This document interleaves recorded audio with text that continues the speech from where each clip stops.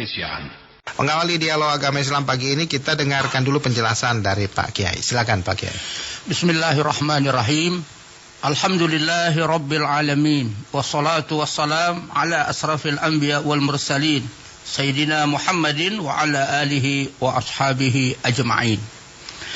Al-ghululu minal ghanimati. Ghulul terhadap ghanimah. Apa itu ghanimah? Ghanimah itu adalah harta rampasan yang diperoleh dalam pertempuran. Al-ghulul adalah al-khiyanah. Ma'khuzun min makna al-ikhfa, terambil dari kata ikhfa. Ghalla yaghullu al-ghulul, lianna sahibahu yaghulluhu fi mata'ihi ayyukhfihi fihi. Orang yang melakukan ghulul, dia mengambil ghanimah, harta rampasan dengan sembunyi-sembunyi. Maka dia berkhianat terhadap harta ghanimah itu, dan dia ambil sebelum taksim, sebelum dibagi harta ghanimah itu. Kemudian pemaknaan dari ghulul kemudian meluas, bukan saja berkhianat terhadap harta ghanimah, tetapi al-khiyanatu ala fi kulli syai'in, berkhianat terhadap banyak hal, seperti ghulul terhadap zakat, ghulul terhadap baitul mal. Maka Allah ancam orang yang melakukan ghulul, termasuk ikhtilas, yaitu korupsi, itu pun bagian daripada ghulul. Allah Subhanahu wa ta'ala berfirman di dalam Al-Qur'anul Karim, "Wa ma kana linabiyyin ay yaghul wa may yaghlul ya'ti bima ghalla yaumal qiyamah wa ma kana linabiyyin ay yaghul." Tidaklah seorang nabi melakukan ghulul, berkhianat terhadap harta rampasan, berkhianat terhadap umatnya. Wa may yaghlul, dan barang siapa yang melakukan ghulul, ya'ti bima ghalla yaumal qiyamah, nanti di hari kiamat dia datang dengan membawa apa yang ia khianatkan, apa yang ia ambil itu saat di dunia.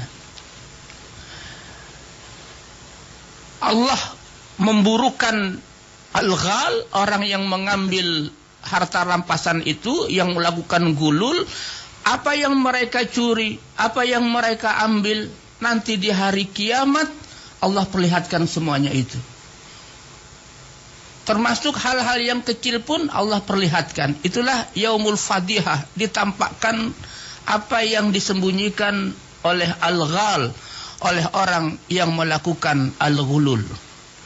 Dalam sebuah riwayat hadis Nabi kita Muhammad sallallahu alaihi wasallam yang diriwayatkan oleh dari Ibnu Abbas radhiyallahu anhuma,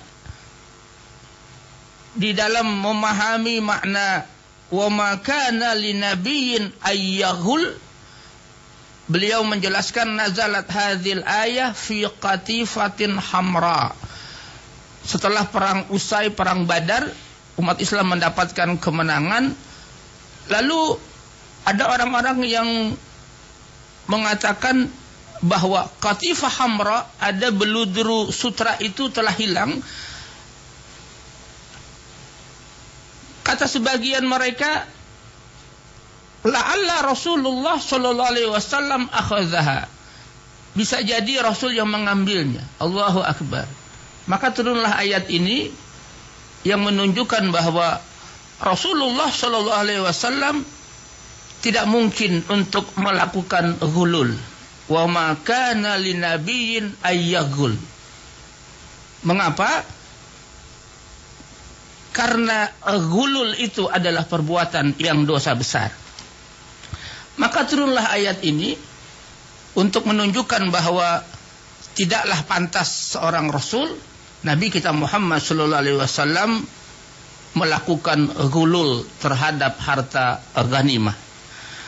Rasulullah sallallahu alaihi wasallam bersabda, "Iyyakum wal ghulul bi annahu 'arun 'ala sahibihi wa sanarun yaumal qiyamah." Waspadalah kalian, hati-hati jauhkan terhadap ghulul, yaitu berkhianat terhadap harta ghanimah atau melakukan khianat terhadap harta orang yang tidak ada haknya. Mengapa? Bi annahu 'arun 'ala sahibihi wa sanarun yaumal qiyamah. Nanti di hari kiamat itu menjadi aib bagi pelakunya, ditampakkan oleh Allah dan menjadi aib bagi dirinya.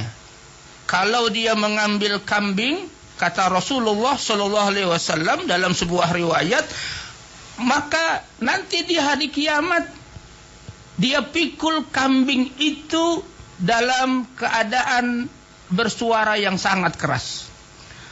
Beliau bersabda, "Fawalladzi nafsu Muhammadin biyadihi la yaghullu ahadukum minha syai'an illa jaa'a bihi yaumal qiyamah yahmiluhu ala unuqihi." Janganlah kalian melakukan ghulul, karena nanti di hari kiamat orang yang ghulul dia membawa, dia memikul apa yang ia gululkan, apa yang ia khianatkan. In kana ba'iran, kalau dia melakukan ghulul terhadap ba'ir, terhadap onta, ja'a bihi lahu ragha. Dia pikul onta yang besar itu, dibebankan dia untuk memburukan dia, dan suara onta itu pun bersuara dengan sangat keras, yang sangat menakutkan. Wa in kanat baqaratan ja'a biha laha khuwar. Kalau yang dia ambil adalah bakarah, sapi betina, maka dipikulkan kepada pundak dan punggungnya itu, di lehernya itu sapi betina dengan menyuarakan khuwar, yaitu suara sapi, yaitu melenguh, suara yang sangat menakutkan. Wa in kanat sad ja'a biha tay'ar. Kalau dia ketika di dunia dia melakukan ghulul terhadap kambing, maka dia dipukulkan kambing itu. Allah hinakan, Allah burukan, Allah permalukan, maka dilihat oleh orang-orang yang melihatnya. Sebagai sebuah azab yang Allah berikan kepada orang yang nanti, yang saat di dunia melakukan ghulul, melakukan khianat terhadap harta yang bukan haknya. Semuanya ingin meminta kepada Rasulullah pertolongan. Tapi beliau mengatakan, ketika ada orang yang minta pertolongan, "Ya Rasulullah agisni," minta tolong, bantulah aku terhadap penderitaan dengan dipikulkan hal-hal yang mereka gululkan di dunia. Apa kata Nabi? "La amliku laka minallahi syai'an qad ablagtuka." Aku tidak memiliki untuk Anda, untuk kamu dari Allah sesuatu, aku telah menyampaikannya kepada kamu. Apa maknanya? Rasul tidak memberikan pertolongan. Rasul tidak memberikan pertolongan terhadap orang yang minta tolong, karena pernah disampaikan saat di dunia. Jangan kalian ghulul, jangan kalian khianat terhadap harta rampasan perang atau terhadap harta yang bukan hak milik kalian. Ada seorang yang ikut dalam perang, bertempur di jalan Allah. Lalu dia meninggal. Orang-orang mengatakan, "Fulanun syahid, fulanun syahid." Fulan mati syahid, fulan mati syahid, karena dia terbunuh dalam perang fisabilillah. Lalu kata Nabi kita Muhammad sallallahu alaihi wasallam, tidak sama sekali orang itu mati syahid. Mengapa? Kalla, kata beliau, "Inni ra'aituhu finnari." Dia terhalang akan kesahidannya. Dia berada di dalam neraka. Mengapa? Fi burdatin ghallaha. Karena dia melakukan ghulul terhadap burdah, yaitu terhadap selendang. Itu menyebabkan terhalangnya dia dari kesahidan karena dia melakukan gulul, khianat tadi ya. Khianat Baik. terhadap burdah yang dia ambil sebelum taksim, sebelum dibagikan. Baik, kita dengarkan ada pendengar kami dari Sintang, Pak Harun. Selamat pagi Pak Harun, Assalamualaikum. Waalaikumsalam. Assalamualaikum Pak Haji. Waalaikumsalam warahmatullahi wabarakatuh. Ini gini Pak, jadi kan sesuai dengan tadi pembicaraan kita kan kita hulul itu ya. Jadi ada yang ingin saya tanyakan, contoh kayak harta negara tadi kan itu kan apa seperti rampasan perang, tapi kan ini kan harta kekayaan negara Pak. Contohnya kan kayak sungai ya. Jadi kan sungai itu kan negara punya Pak ya. Tapi ada warga kita yang mengaku bahwa itu kan milik pribadi. Jadi sungai ini kan banyak orang yang bekerja Pak. Ibaratnya kan di Kalimantan ini kan orang kerja mas misalnya. Jadi ada warga itu yang mengaku bahwa itu miliknya. Jadi artinya kan itu sungai itu disewakan Pak.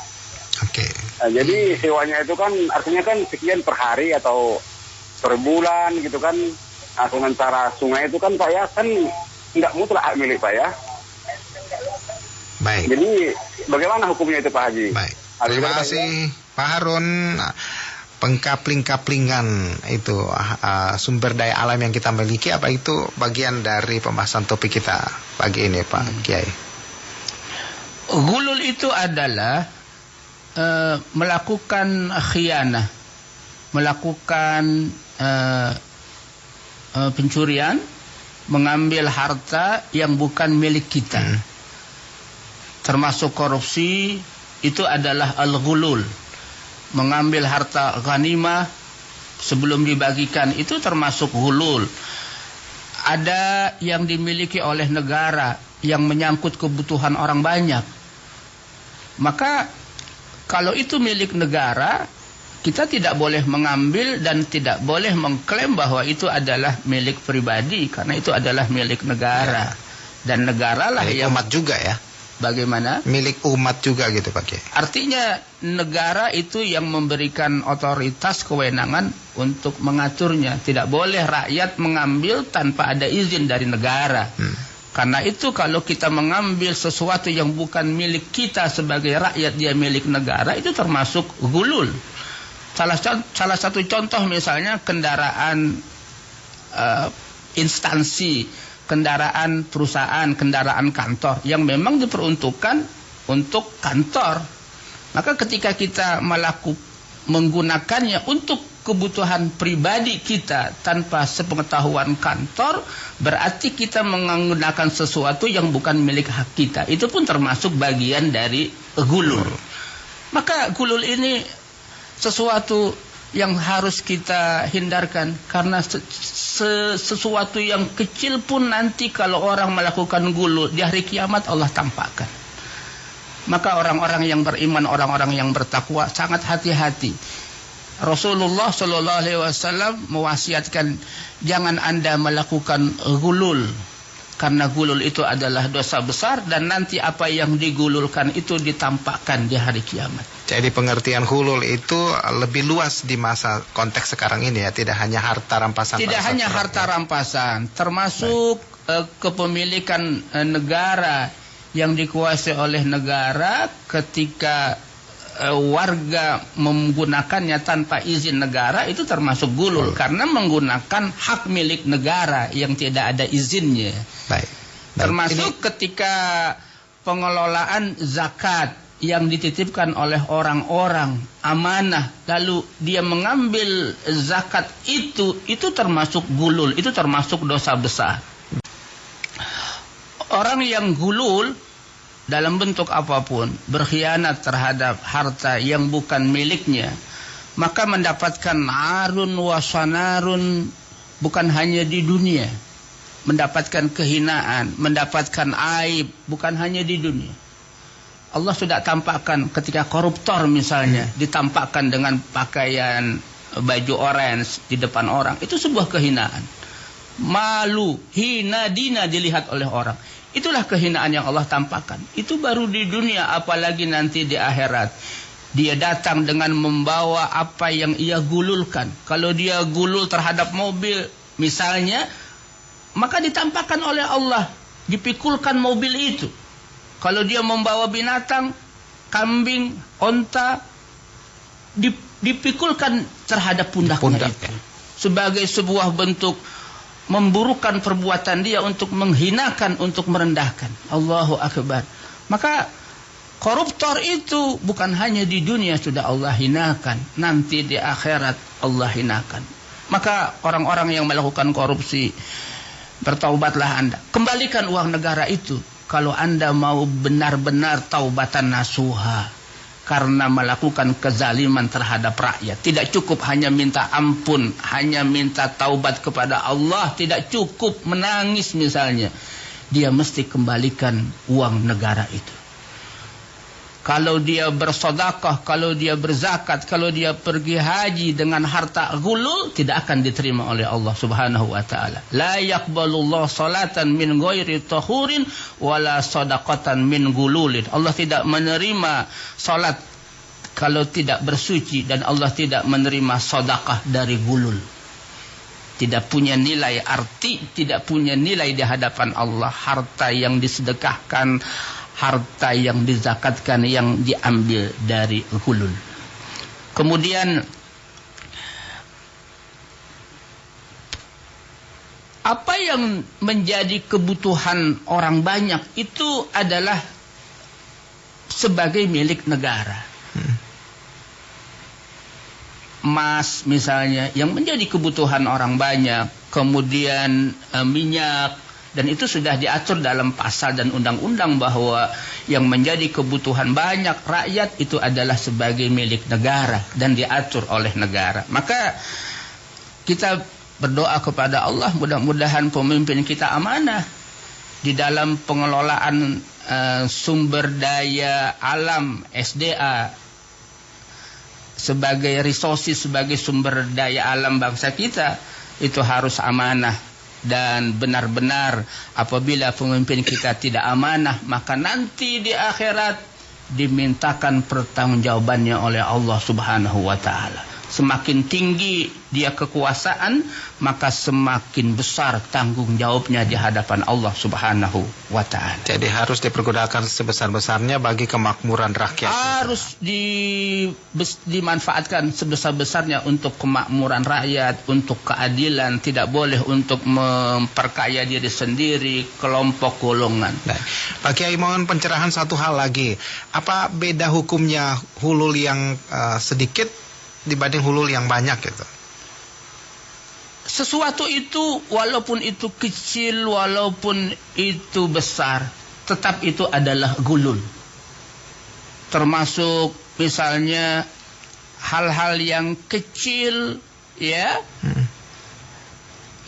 Katakanlah yang nilainya tidak besar, pulpen misalnya. Kalau itu bukan milik kita, jangan ambil pulpen itu. Karena itu bukan milik kita. Mengapa? Karena kalau orang sudah terbiasa melakukan sesuatu yang kecil, maka dia nanti akan melakukan yang besar.